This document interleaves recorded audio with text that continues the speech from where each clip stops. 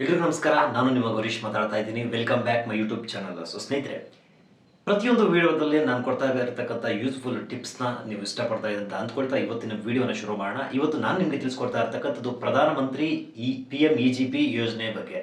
ಈ ಒಂದು ಯೋಜನೆ ಮುಖಾಂತರ ನೀವು ಲೋನ್ಗೆ ಅಪ್ಲಿಕೇಶನ್ ಹಾಕ್ಕೊಳ್ಬೋದು. ಮತ್ತು ನೀವೇನಾದರೂ ಸ್ವಂತ ಬಿಸ್ನೆಸ್ ಮಾಡ್ತೀರಾ ಅನ್ನೋದಾದರೆ ಸರ್ಕಾರದಿಂದ, ಅಂದರೆ ಕೇಂದ್ರ ಸರ್ಕಾರದಿಂದ ನಿಮಗೆ ಈ ಒಂದು ಯೋಜನೆ ಸಿಗ್ತಾ ಇರ್ತಕ್ಕಂಥದ್ದು. ಕೇಂದ್ರ ಸರ್ಕಾರ ಅಥವಾ ರಾಜ್ಯ ಸರ್ಕಾರದ ಯಾವುದೇ ಒಂದು ಯೋಜನೆ ನೀವು ಪಡ್ಕೊಳ್ಬೇಕಾದ್ರೆ ನಮ್ಮ ಚಾನಲ್ನ ಸಬ್ಸ್ಕ್ರೈಬ್ ಮಾಡ್ಕೊಳ್ಬೇಕಾದ್ರೆ ಪ್ರತಿಯೊಂದು ಅಪ್ಡೇಟ್ಸ್ನ ನಾನು ನಿಮಗೆ ಕೊಡ್ತಾ ಇರ್ತೀನಿ. ಲೇಟೆಸ್ಟ್ ಅಪ್ಡೇಟ್ಸ್ನ ನಾನು ನಿಮಗೆ ಕೊಡ್ತಾ ಇರ್ತೀನಿ. ನೀವು ನಮ್ಮ ಚಾನಲ್ ಸಬ್ಸ್ಕ್ರೈಬ್ ಮಾಡ್ಕೊಳ್ಳೋದ್ರಿಂದ ಹೊಸ ಹೊಸ ಅಪ್ಡೇಟ್ಸ್ನ ನೀವು ನೋಡ್ತಾ ಇರ್ಬೋದು. ಇದು ಪ್ರಧಾನಮಂತ್ರಿ ಒಂದು PM-EGP ಎಂಪ್ಲಾಯ್ಮೆಂಟ್ ಒಂದು ಗ್ಯಾರಂಟಿ ಪ್ರೋಗ್ರಾಮ್ ಅಂತ ಈ ಒಂದು ಯೋಜನೆ ಮುಖಾಂತರ ನೀವು 25 ಲಕ್ಷದವರೆಗೂ ಲೋನನ್ನು ಪಡ್ಕೊಳ್ಬೋದಾಗುತ್ತೆ. ಇದರಲ್ಲಿ ನಿಮಗೆ ಸಹಾಯಧನ ಅಂದರೆ ಸಬ್ಸಿಡಿ ಇರುತ್ತೆ. 9 ಲಕ್ಷದವರೆಗೂ ನಿಮಗೆ ಸಬ್ಸಿಡಿ ಇರುತ್ತೆ. ಇನ್ನು ರಿಮೈನಿಂಗ್ ಅಮೌಂಟ್ನ ನೀವು ಪೇಮೆಂಟ್ ಮಾಡಬೇಕಾಗುತ್ತೆ. ಅದಕ್ಕೆ ಸಂಬಂಧಪಟ್ಟಂತೆ ಹೇಗೆ ನಾವು ಅರ್ಜಿಗಳನ್ನು ಹಾಕ್ಕೋಬೇಕು, ಯಾವಾಗ ಅಪ್ಲೈ ಮಾಡ್ಕೊಳ್ಬೇಕು, ಮತ್ತು ಯಾರು ಅಪ್ಲೈ ಮಾಡ್ಕೊಳ್ಬೇಕು ಅನ್ನೋ ಒಂದು ಕಂಪ್ಲೀಟ್ ಡೀಟೇಲ್ಸ್ನ ಈ ವಿಡಿಯೋದಲ್ಲಿ ತಿಳ್ಕೊಂಬರೋಣ. ವಿಡಿಯೋನ ಎಲ್ಲೂ ಸ್ಕಿಪ್ ಮಾಡದೆ ಕೊನೆ ತನಕ ನೋಡಿ. ಸ್ನೇಹಿತರೆ, ಇದು ಕೇಂದ್ರ ಸರ್ಕಾರದ ಒಂದು ಪ್ರಧಾನಮಂತ್ರಿ ಉದ್ಯೋಗ ಸೃಷ್ಟಿ ಯೋಜನೆ ಆಗಿರ್ತಕ್ಕಂಥದ್ದು. ಈ ಒಂದು ಯೋಜನೆಯಡಿ ನೀವು 25 ಲಕ್ಷ ರೂಪಾಯಿವರೆಗೂ ನೀವು ಸಾಲವನ್ನು ಪಡಿಬೋದಾಗುತ್ತೆ. ಅಂದರೆ ಅದ್ರ ಜೊತೆಗೆ 9 ಲಕ್ಷ ರೂಪಾಯಿವರೆಗೂ ನಿಮಗೆ ಸಬ್ಸಿಡಿ ಅಂದರೆ ಸಹಾಯಧನ ಇರುತ್ತೆ. ಇದನ್ನು ನೀವು ರೀಪೇಮೆಂಟ್ ಮಾಡುವಂಥ ಅವಶ್ಯಕತೆ ಇರೋದಿಲ್ಲ. ಇದು ಪಾಯಿಂಟ್ ನೆನಪಿರಲಿ. ಇನ್ನು ಈ ಒಂದು ಸಹಾಯಧನವನ್ನು ನೀವು ಸಬ್ಸಿಡಿಯನ್ನು ಯಾವುದೇ ಕಾರಣಕ್ಕೂ ನೀವು ರೀಪೇಮೆಂಟ್ ಮಾಡುವಂಥ ಅವಶ್ಯಕತೆ ಇರೋದಿಲ್ಲ. ಇನ್ನು ಉಳಿದ ಅಮೌಂಟ್ನ ನೀವು ರೀಪೇಮೆಂಟ್ ಮಾಡಬೇಕಾಗುತ್ತೆ. ಇನ್ನು ಇದರ ಮುಖ್ಯ ಉದ್ದೇಶ ನಾವು ತಿಳ್ಕೊಳ್ಳೋದಾದರೆ PM-EGP ಯೋಜನೆಯ ಮುಖ್ಯ ಉದ್ದೇಶ ಭಾರತದಲ್ಲಿರ್ತಕ್ಕಂಥ ಯಂಗ್ಸ್ಟರ್ಸು, ಯುವಕರು ಮತ್ತು ಮಹಿಳೆಯರು ಒಂದು ಆರ್ಥಿಕವಾಗಿ ಅಥವಾ ಸಾಮಾಜಿಕವಾಗಿ ಹಿಂದುಳಿದ ವರ್ಗದ ಸಂಬಂಧಪಟ್ಟಂತೆ ಒಂದು ಸ್ವಯಂ ಉದ್ಯೋಗಾವಕಾಶಗಳನ್ನು ಸೃಷ್ಟಿ ಮಾಡುವುದು ಈ ಒಂದು ಯೋಜನೆಯ ಮುಖ್ಯ ಉದ್ದೇಶ ಆಗಿರ್ತಕ್ಕಂಥದ್ದು. ಇದರಲ್ಲಿ ಗ್ರಾಮೀಣ ಮತ್ತು ನಗರ ಪ್ರದೇಶದಲ್ಲಿ ನಿರುದ್ಯೋಗವನ್ನು ಕಡಿಮೆ ಮಾಡುವಂತಹ ಒಂದು ಪ್ರಮುಖವಾದಂಥ ಒಂದು ನಿರ್ಧಾರ ಈ ಒಂದು ಯೋಜನೆ ಮುಖಾಂತರ ಕೈಗೊಂಡಿರ್ತಕ್ಕಂಥದ್ದು. ಆ ಒಂದು ಕಾರಣದಿಂದ ಈ ಒಂದು ಯೋಜನೆ ಬಂದಿರತಕ್ಕಂಥದ್ದು. ಅರ್ಹತೆಗಳು ಅಂದರೆ ಯಾರ್ಯಾರೆಲ್ಲ ಈ ಒಂದು ಯೋಜನೆಗೆ ಅರ್ಹತೆಗಳನ್ನು ಪಡ್ಕೊಂಡಿದ್ದಾರೆ ಅಂತ ನಾವು ನೋಡೋದಾದರೆ ವಯಸ್ಸು ಮಿನಿಮಮ್ 18ರಿಂದ 40 ವರ್ಷ ವಯಸ್ಸಿರಬೇಕಾಗುತ್ತೆ.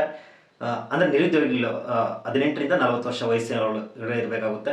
ಅದರ ಜೊತೆಗೆ SC ST OBC ಮಹಿಳೆಯರು, ಅಂಗವಿಕಲರು ಮತ್ತು ಗ್ರಾಮೀಣ ಪ್ರದೇಶದವರಿಗೆ ಒಂದು ವಿಶೇಷವಾದಂಥ ಒಂದು ಪ್ರಾಶಸ್ತ್ಯವನ್ನು ಕೊಡಲಾಗುತ್ತೆ. ಅದರ ಜೊತೆಗೆ ಶೈಕ್ಷಣಿಕ ಅರ್ಹತೆಯನ್ನು ಕೇಳ್ತಾರೆ. Minimum 8 pass ಆಗಿರಬೇಕಾಗುತ್ತೆ. 8ನೇ ತರಗತಿ ಪಾಸ್ ಆಗಿರಬೇಕಾಗುತ್ತೆ. ಮಿನಿಮಮ್ SSLC ಕೇಳಿಲ್ಲ, ಮಿನಿಮಮ್ 8ನೇ ಕ್ಲಾಸ್ ಪಾಸ್ ಆಗಿರಬೇಕಾಗುತ್ತೆ. ಸಾಲ ಮತ್ತು ಸಹಾಯಧನದ ಒಂದು ವಿವರ ನಾವು ನೋಡೋದಾದರೆ ಮ್ಯಾಕ್ಸಿಮಮ್ ಇರ್ತಕ್ಕಂಥದ್ದು ಅಂದರೆ ಗರಿಷ್ಠವಾದಂತಹ ಸಾಲ ಅಪ್ ಟು 25 ಲಕ್ಷದವರೆಗೂ ನಿಮಗೆ ಸಾಲ ಇರ್ತಕ್ಕಂಥದ್ದು. ಸಹಾಯಧನ ಸಬ್ಸಿಡಿ ಅಂದರೆ ನಿಮಗೆ ಅಪ್ ಟು 9 ಲಕ್ಷದವರೆಗೂ ನಿಮಗೆ ಸಬ್ಸಿಡಿ ಸಿಗ್ತಾ ಇರ್ತಕ್ಕಂಥದ್ದು. ಅದರಲ್ಲಿ ಗ್ರಾಮೀಣ ಪ್ರದೇಶ ಮತ್ತು ನಗರ ಪ್ರದೇಶ ಅಂತ ಡಿವೈಡ್ ಇರ್ತಕ್ಕಂಥದ್ದು. ಗ್ರಾಮೀಣ ಪ್ರದೇಶದವರೆಗೆ 35% ಅಂದರೆ ಈ 9 ಲಕ್ಷದವರೆಗೂ ನಿಮಗೆ ಸಬ್ಸಿಡಿ ಸಿಗ್ತಾ ಇರ್ತಕ್ಕಂಥದ್ದು. ನಗರ ಪ್ರದೇಶದಲ್ಲಿ ನಿಮಗೆ 25% ಅಂದರೆ 6.25 ಲಕ್ಷವರೆಗೂ ನಿಮಗೆ ಸಬ್ಸಿಡಿ ಸಿಗ್ತಾ ಇರ್ತಕ್ಕಂಥದ್ದು. ಇನ್ನು ಮಹಿಳೆಯರು, SC ST ಮತ್ತು ಅಂಗವಿಕಲರಿಗೆ ಹೆಚ್ಚುವರಿ ಒಂದು 10% ಸಬ್ಸಿಡಿ ಸಿಗ್ತಾ ಇರ್ತಕ್ಕಂಥದ್ದು. ಇನ್ನು ಈ ಒಂದು ಯೋಜನೆಗೆ ಅರ್ಜಿಗಳನ್ನು ಹೇಗೆ ಸಲ್ಲಿಕೆ ಮಾಡ್ಕೊಳ್ಬೇಕು ಅಂದರೆ PM-EGP ಅನ್ನೋ ಒಂದು ವೆಬ್ಸೈಟ್, ಅಧಿಕೃತವಾದಂಥ ಒಂದು ವೆಬ್ಸೈಟ್ ಇದೆ. ಫೇಕ್ ವೆಬ್ಸೈಟ್ಗಳೆಲ್ಲ, ಗೌರ್ಮೆಂಟ್ ಒಂದು ಅಫಿಷಿಯಲ್ ವೆಬ್ಸೈಟ್ ಇರ್ತಕ್ಕಂಥದ್ದು PM-EGP ಇದು. ಆ ಒಂದು ವೆಬ್ಸೈಟ್ ಮುಖಾಂತರ, ಆ ಒಂದು ಪೋರ್ಟಲ್ ಮುಖಾಂತರ ನೀವು ಅಪ್ಲಿಕೇಶನ್ನ ಹಾಕ್ಕೊಳ್ಬೋದಾಗುತ್ತೆ. ಅಪ್ಲಿಕೇಶನ್ನ ಹಾಕಿ ನೆಕ್ಸ್ಟು ಅದು ಬ್ಯಾಂಕ್ಗೆ ಸಂಬಂಧಪಟ್ಟಂಥ ಒಂದಷ್ಟು ಡೀಟೇಲ್ಸ್ನ ಸಹ ಅವ್ರು ಕೇಳ್ತಾರೆ. ಮತ್ತು ಅಪ್ಲಿಕೇಶನ್ ಹಾಕಬೇಕಾಗುತ್ತೆ. ಅಪ್ಲಿಕೇಶನ್ ಹಾಕಿದ್ಮೇಲೆ ನೀವು ಆನ್ಲೈನಲ್ಲಿ ಈ ಒಂದು EDP ಪ್ರೋಗ್ರಾಮ್ ಅಂತ ಇರುತ್ತೆ, ಅದರ ಒಂದು ಟ್ರೈನಿಂಗನ್ನು ನೀವು ಕಂಪ್ಲೀಟ್ ಮಾಡಿರಬೇಕಾಗುತ್ತೆ. ಟ್ರೈನಿಂಗ್ ಕಂಪ್ಲೀಟ್ ಆದಮೇಲೆ ನಿಮಗೊಂದು ಸರ್ಟಿಫಿಕೇಟ್ ಏನೋ ಕೊಡ್ತಾರೆ. ಆ ಸರ್ಟಿಫಿಕೇಟ್ನೂ ಸಹ ನೀವು ಸಬ್ಮಿಟ್ ಮಾಡಬೇಕಾಗುತ್ತೆ. ಸರ್ಟಿಫಿಕೇಟ್ ಹಾಕಿಲ್ಲ ಅಂದರೆ ನಿಮಗೆ ಸಬ್ಸಿಡಿ ಸಿಗೋದಿಲ್ಲ. ಇದು ನೆನಪಿರಲಿ. ಕನಿಷ್ಠ ನೀವು ಮಾಡ್ತಕ್ಕಂಥ ಒಂದು ಬಿಸ್ನೆಸ್ಸು, ಉದ್ಯೋಗ ಏನಿದೆ, ಕನಿಷ್ಠ ಒಂದು 3 ವರ್ಷ ಆದರೂ ಅದು ಮೇಂಟೆನೆನ್ಸ್ ಮಾಡ್ತಾ ಇರಬೇಕಾಗುತ್ತೆ. ಮಿನಿಮಮ್ 3 ವರ್ಷ ಮೇಂಟೈನ್ ಮಾಡಲೇಬೇಕಾಗುತ್ತೆ. ಈ ಒಂದು ಯೋಜನೆಯ ಒಂದು ಪ್ರಯೋಜನ ನಾವು ನೋಡೋದಾದರೆ ನಾನು ಆಗಲೇ ಹೇಳಿದಾಗೆ ಸ್ವಯಂ ಉದ್ಯೋಗ ಮತ್ತು ಆರ್ಥಿಕ ಸ್ವಾತಂತ್ರ್ಯವನ್ನು ಒಂದು ಹೆಚ್ಚುವರಿ ಮಾಡ್ತಕ್ಕಂಥದ್ದು. ನಿಮಗೆ ಅಪ್ ಟು 9 ಲಕ್ಷದವರೆಗೂ ಉಚಿತವಾದಂಥ ಒಂದು ಸಹಾಯಧನ ಸಿಗ್ತಾ ಇರ್ತಕ್ಕಂಥದ್ದು. ಸಾಲದ ಮೇಲೆ ಕಡಿಮೆ ಒಂದು ಬಡ್ಡಿ ದರ ಇರ್ತಕ್ಕಂಥದ್ದು. ಅದು ಬ್ಯಾಂಕ್ಗೆ ಸಂಬಂಧಪಟ್ಟಂಥ ಬಡ್ಡಿ ದರ ವಿಧಿಸಲಾಗುತ್ತೆ. ಕೊನೆ ದಿನಾಂಕ ಸದ್ಯಕ್ಕೆ ಇಲ್ಲಿ ಮಾಹಿತಿ ಇಲ್ಲ, ಬಟ್ ಆದಷ್ಟು ಬೇಗ ನೀವು ಅಪ್ಲೈ ಮಾಡೋದು ತುಂಬ ಉತ್ತಮ. ಯಾವ ಸಮಯದಲ್ಲಿ ನೀವು ಅಪ್ಲೈ ಮಾಡ್ತೀರ ಅನ್ನೋದಾದರೆ, ಯಾವುದೇ ಒಂದು ಯೋಜನೆ ಅಂತ ಬಂದಾಗ ಆದಷ್ಟು ಬೇಗ ಅಪ್ಲೈ ಮಾಡಿದ್ರೆ ತುಂಬ ಬೆನಿಫಿಟ್ ಇರ್ತಕ್ಕಂಥದ್ದು. ಕೊನೆ ಕ್ಷಣದಲ್ಲಿ ಸರ್ವರ್ ಬ್ಯುಸಿನೋ ಇನ್ನೇನಾದರೂ ಸಮಸ್ಯೆಗಳಾದಾಗ ಅಥವಾ ಕೆಲವರು ಏನು ಮಾಡ್ತಾರೆ ಅಂದರೆ ಆ ಒಂದು ಯೋಜನೆ ಅಪ್ಲೈ ಮಾಡಿದವ್ರಿಗೆಲ್ಲ ಸಿಗಲ್ಲ ಅಂತ ಒಂದು ನೆಗೆಟಿವ್ ಟಾಕ್ ಇರುತ್ತೆ. ಆ ಥರದ್ರಿಂದ ಹೇಳ್ತಾ ಇರ್ತಕ್ಕಂಥದ್ದು. ನಾವು ಏನೇ ಒಂದು ಕೆಲಸ ಮಾಡಬೇಕಾದ್ರೂ ನೆಗೆಟಿವ್ ಟಾಕ್ ಅನ್ನೋದು ಬಂದೇ ಬರುತ್ತೆ.